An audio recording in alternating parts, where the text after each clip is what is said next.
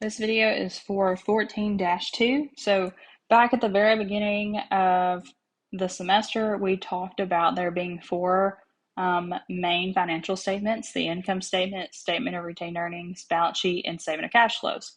We've talked about the first three in depth all semester long, and I had mentioned that we're waiting to talk about the statement of cash flows because it has its very own chapter.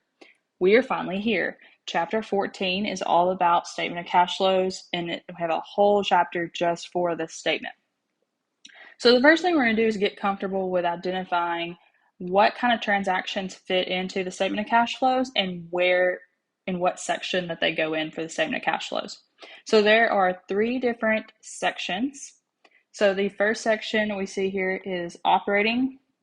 So this is kind of what it says. We're talking about our daily operations. So we're talking about our current assets and current liabilities. Investing, we're talking about long-term assets. And financing, I'll put that over here. We're talking about long-term liabilities and equity. Okay, so you can kind of see we've covered everything related to the accounting equation by breaking it down in these three sections. So you got to be able to look at a transaction and pretty quickly decide what section is this going to go in on the statement of cash flows. All right, so the first one is cash purchase of merchandise inventory.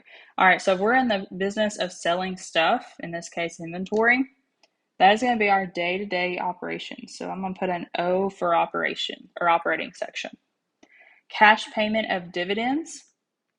Dividends has to do with equity, so we know that's going to go in the financing section. Cash receipt from the collection of long-term notes receivable. So notes receivable is a long-term asset, okay? So if we look at our quick definitions, long-term assets is going to go in investing. So I'm going to put an I.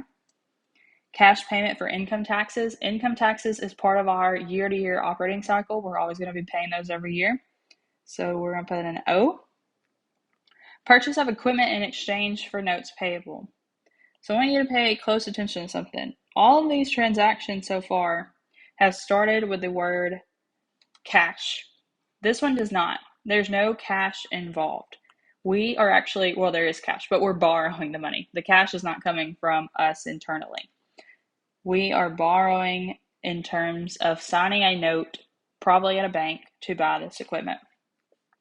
So this actually is a non-cash activity. So it's still important. We're still going to be making payments on it, all those things. But as far as the statement of cash flows specifically, it's a non-cash transaction, and we're only looking for things that represent cash. So just to be clear, all of these have the word cash, which is what we're looking for. All right, F, cash receipt from sale of land. Land is a long-term asset, and if we look at our quick definitions, that means this is going to go in the investing section. Cash received from borrowing money. So borrowing money, we're talking about long-term liabilities. Typically it means we've signed a note. So that's going to go in the financing section. All right, then cash receipt for interest revenue. So this is probably the interest that we are earning on our money in the bank. So this is something we're earning all the time in a normal operating cycle. So we're going to put an O. Cash receipt from the issuance of common stock. Common stock is part of equity, and we said that equity goes with financing. Cash payment of salary. So part of our day-to-day operations is paying our employees and having our employees do work for us. So that's going to go in the O operating section. So this one you may want to rework several times and make sure that you understand and can quickly pick out what section it's going to go into. That's in the video for problem 14-2.